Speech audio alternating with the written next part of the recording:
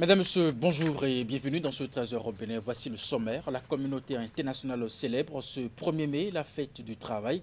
À travers le monde entier, les travailleurs sont honorés. Mais que représente cette journée pour les travailleurs? Pourquoi le 1er mai? Quelle est son origine et pourquoi la célèbre-t-on?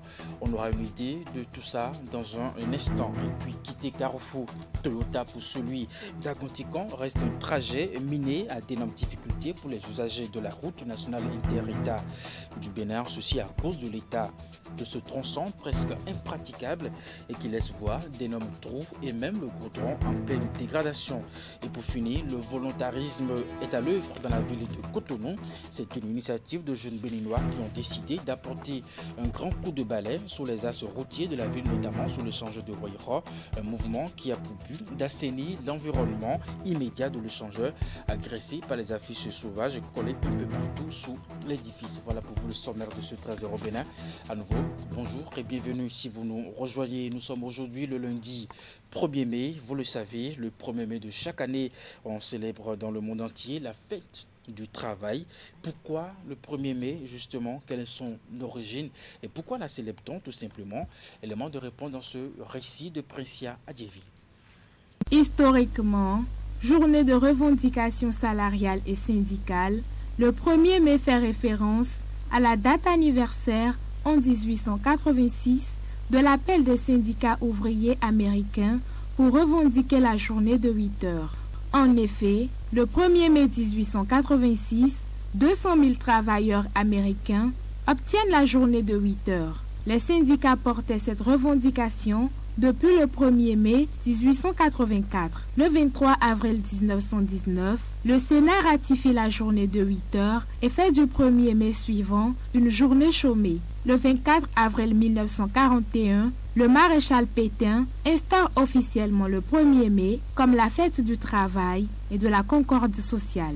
La fête du travail est donc une invention du mouvement ouvrier américain dédiée aux œuvres sociales et économiques des travailleurs aux États-Unis. C'est un hommage national rendu chaque année aux travailleurs américains en reconnaissance de leur apport pour le développement du pays. Le Bénin, à l'instar des autres pays du monde entier, commémore également cette journée. Créée en 1974, l'Union nationale des syndicats des travailleurs du Dahomey avait exigé et obtenu que le gouvernement révolutionnaire se déplace à la Bourse du Travail pour écouter les revendications des travailleurs. Ce ne serait qu'en 1975, sous le régime Kérékou, que la fête du travail sera célébrée pour la première fois au Bénin.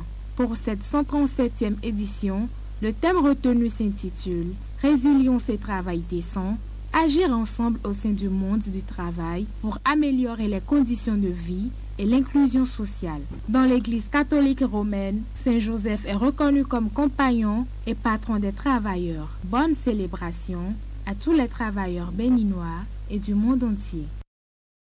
Et voilà qui est bien, on en sait un peu plus désormais sur cette célébration dans le monde et au Bénin également. Mais à présent, que représente cette journée pour les travailleurs eux-mêmes? Bien entendu, on va le savoir dans ce reportage de Estelle Tofa, Estelle Kakba. Fonctionnaires, artisans, travailleurs du secteur formel et de l'informel sont célébrés ce 1er mai, comme chaque année à l'occasion de la fête du travail. Selon la perception de chacun, cette journée a une place bien particulière. C'est une fête que l'État a déclarée chômage payé. Donc, pour moi, personnellement, c'est un jour spécial pour les travailleurs. Et je dois rester chez moi et préparer, manger avec toute ma famille parce que travailler durant toute une année, ce n'est pas facile. La fête du 1er mai, c'est une fête de tous les travailleurs. De tous les travailleurs. Ça a été décrété depuis. Et nous disons que c'est le jour où nous devons nous réjouir du travail que nous faisons. Donc c'est un jour de fête. La fête du travail pour les travailleurs ne représente pas seulement un jour de repos et de fête, mais aussi de réflexion sur leurs conditions de vie et de travail. Malgré la revalorisation salariale intervenue depuis le mois de décembre 2022 dans le public, quelques travailleurs estiment que leurs conditions de travail restent précaires. On n'arrive pas à vraiment bénéficier de notre travail. Il est vrai que les gouvernants font effort, mais ce n'est pas encore suffisant. La vie est trop chère.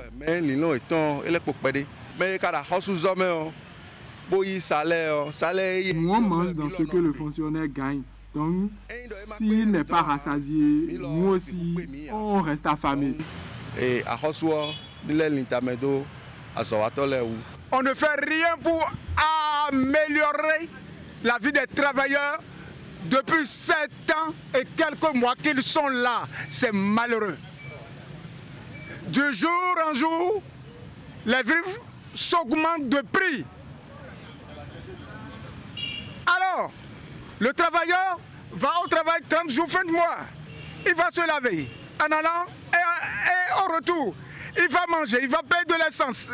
S'il a une moto ou une voiture, au finish, combien économise par an le travailleur béninois? Des conditions également relevées et dénoncées par les défenseurs des droits des travailleurs. Ils incitent le gouvernement à faire davantage d'efforts pour prendre en compte les doléances des travailleurs. On n'a pas besoin d'avoir des millions par mois. À partir du moment où on se sent considéré, on se sent écouté, à partir du moment où il y a le minimum pour que le travail soit un travail décent, quand vous avez la protection sociale qui accompagne ce que vous faites, qui vous permet de prendre en charge vos enfants sans trop de tracas, vous avez un travail qui vous épanouit. Malheureusement, le travail ne peut pas dire qu'il est épanoui. Non pas uniquement parce que la vie est difficile, que la vie est chère, mais au regard du traitement qu'on lui fait, du regard que l'employeur, donc le gouvernement, porte sur lui. Tout coûte cher, l'électricité, l'eau, les coûts des produits de première nécessité. Donc ça fait que les travailleurs survivent. Ils ne sont pas épanouis par le travail qu'ils font. Ensuite, il y a les travailleurs qui sont dans des contrats de longue durée et qui sont des fonctionnaires de l'État, mais il y a les travailleurs qui sont dans la précarité. De plus en plus, le travail dans notre pays se précarise. Et il faut rappeler que la commémoration du 1er mai résulte de la lutte pour la réduction des heures de travail par les syndicats américains en 1886. Une lutte qui a permis aux travailleurs aujourd'hui de travailler 8 heures par jour. Et puis dans le cadre de cette célébration, nous parlons de quelques métiers et des personnes qui les exercent également. Dans le rang des mécaniciens, on rencontre également des femmes qui exercent ce métier. Ouliatou Sanoussi et Moufid Sabouran sont allés à sa rencontre dans un atelier de réparation et de casse de véhicules situé à Papa dans la ville de Cotonou. Suivez. C'est un métier destiné aux hommes, mais exercé ici par une femme. Elle a nom Diane Souhouin et s'est spécialisée en mécanique auto. Un métier dont elle est passionnée depuis son jeune âge.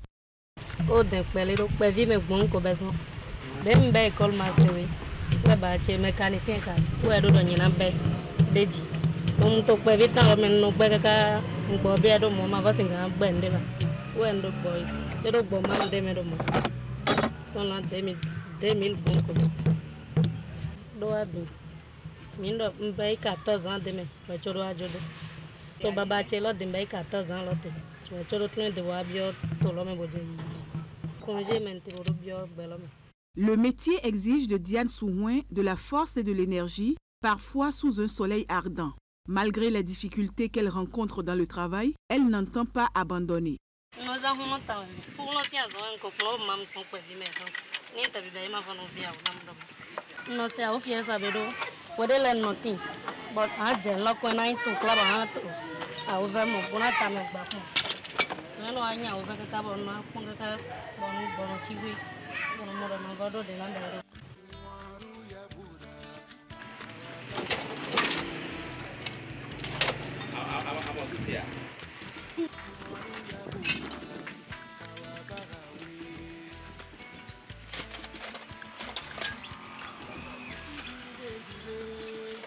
Étant la seule femme parmi les hommes dans cet atelier de réparation et de casse de véhicules installé ici au quartier Midombo, à Akpakpa, elle force admiration au niveau de la clientèle.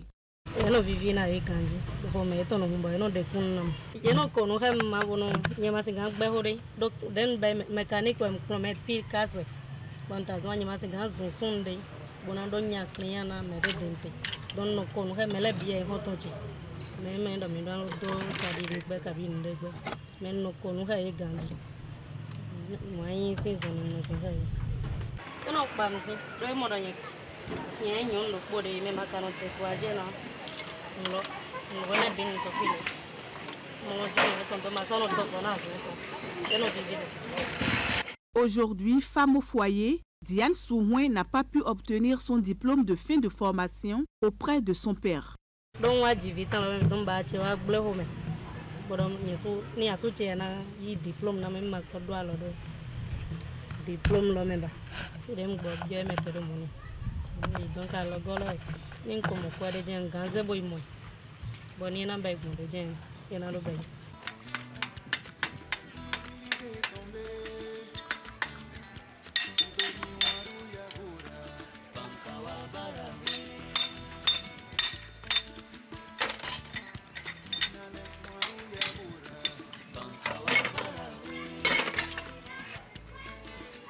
La mécanicienne rêve grand pour son métier, mais le manque de moyens financiers constitue un frein pour son épanouissement.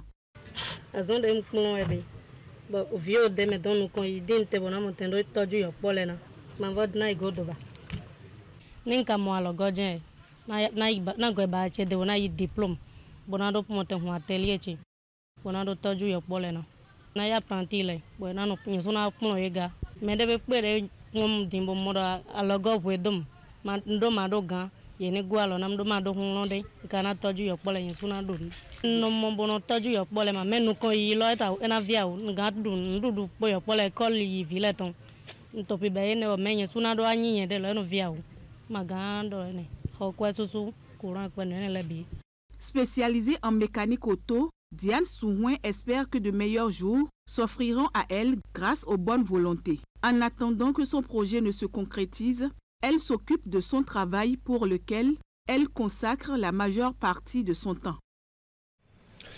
Un autre corps de métier à explorer dans ce trésor au Bénin. Vous avez envie d'exercer le métier de conducteur de taxi-moto, appelé encore Zémidjan à Cotonou. Eh bien, le reportage que vous allez suivre vous informe sur la procédure, les pièces à fournir et où aller se faire enrôler afin d'exercer ce travail.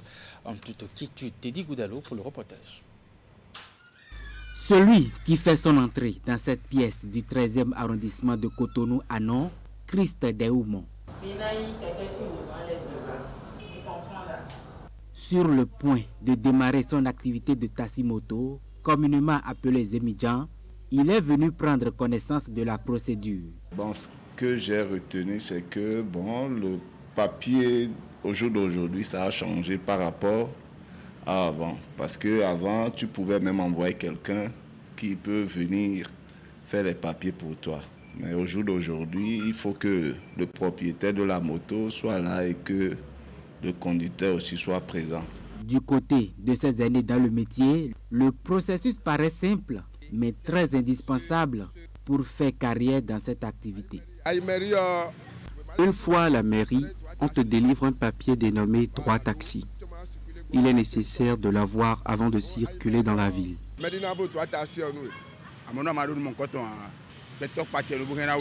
Quelqu'un qui ne détient pas son droit taxi est susceptible d'être interpellé.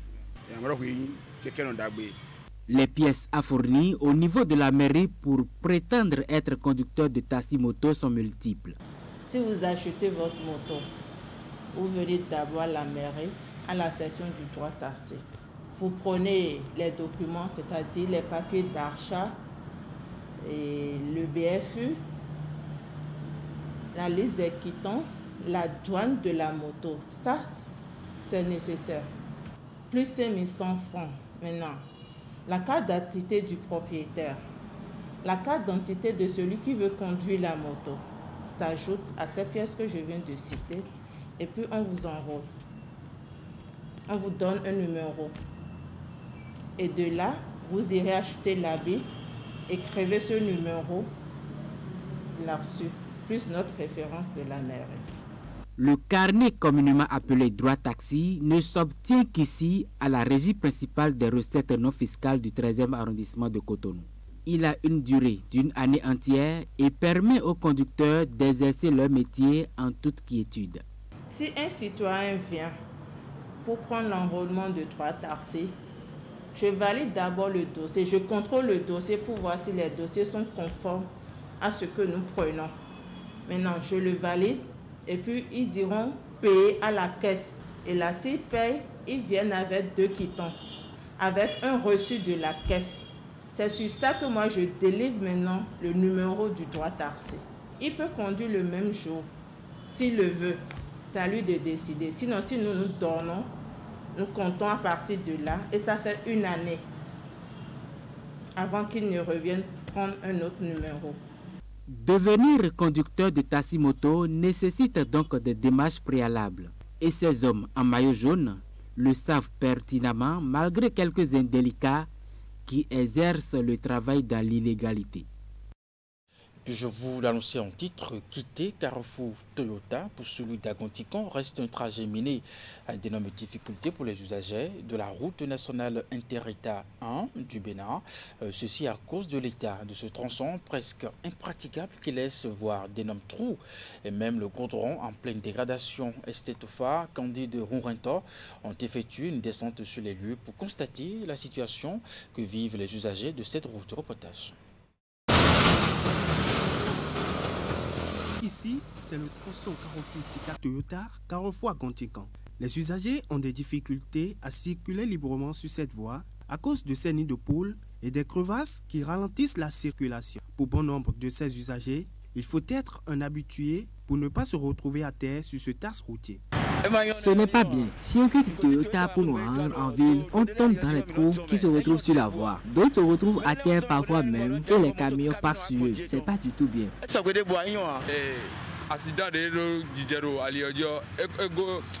Les accidents qui s'observent souvent sur cette voie sont souvent dus aux trous. Quand les motos sont derrière les véhicules, ils ne savent pas souvent qu'il y a tout ça là sur la voie. Et c'est ça qui occasionne souvent les accidents.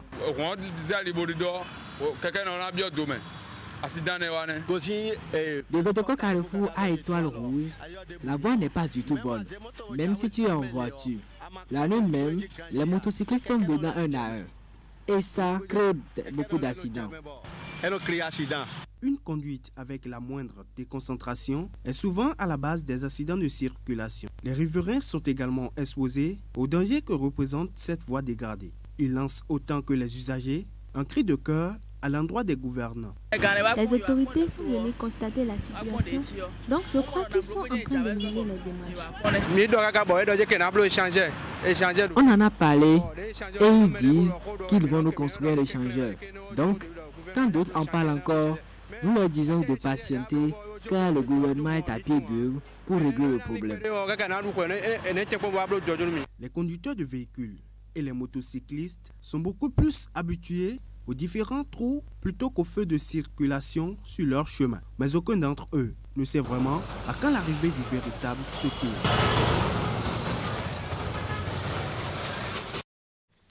Un reportage que vous allez retrouver dans nos prochaines éditions. Le volontarisme à l'œuvre dans la ville de Cotonou, c'est une initiative de jeunes béninois qui ont donc décidé d'apporter un grand coup de balai sur les axes routiers de la ville, notamment sur l'échangeur de Royron, un mouvement qui a pour but d'assainir l'environnement immédiat de l'échangeur, agressé par les affiches sauvages collées un peu partout sur l'édifice.